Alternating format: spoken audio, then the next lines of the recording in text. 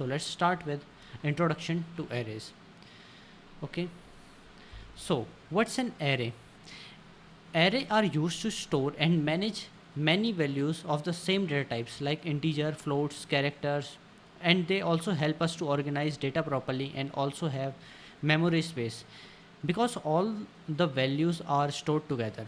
Instead of creating separate variables for each value, arrays allow us to use a single variable name for storing multiple values.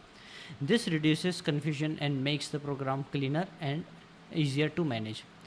Like you can think an array of a collection of items of the same data type and stored next to each other memories. Okay, now we will know about why the really array is needed.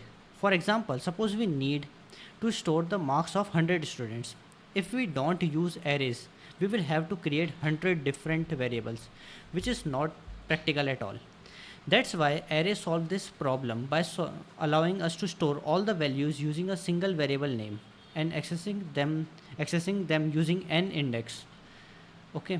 For example, it can or and the need for is other uses are to store multiple values of similar data type in one place, makes program cleaner, faster, and efficient. Ideal when numbers of items are fixed, easy to perform operations like searching, updation, sorting, etc.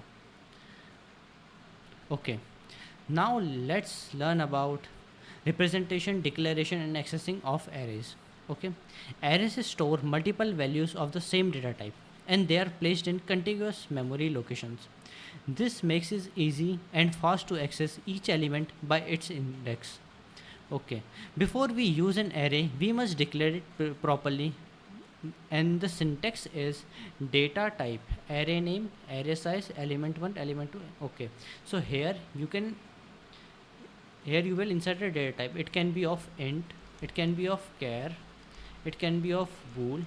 Okay, array name means you can put any name here like arr, xyz, any name. Array size, here you will define the size of array like 5, and here you will put the elements to the array, for example 1 2 3 and elements till your size. Okay,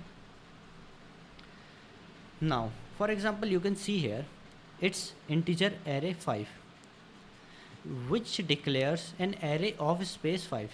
It will allocate an array, it will allocate a storage like this: 1 2 3 4 5 in our database. Okay, in memory array elements are stored at continuous addresses or contiguous addresses. Okay, which means if you are starting from 1001 and your array is of type int, which means it's of 4 byte, so your next element address will be 1005.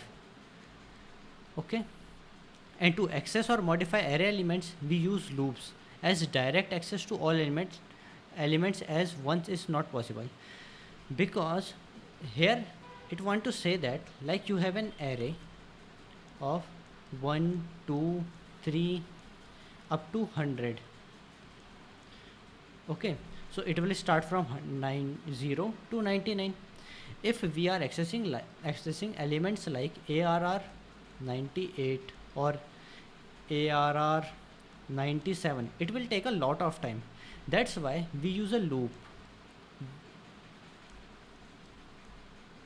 for accessing the elements, which makes it easier to search an element or traverse through the array.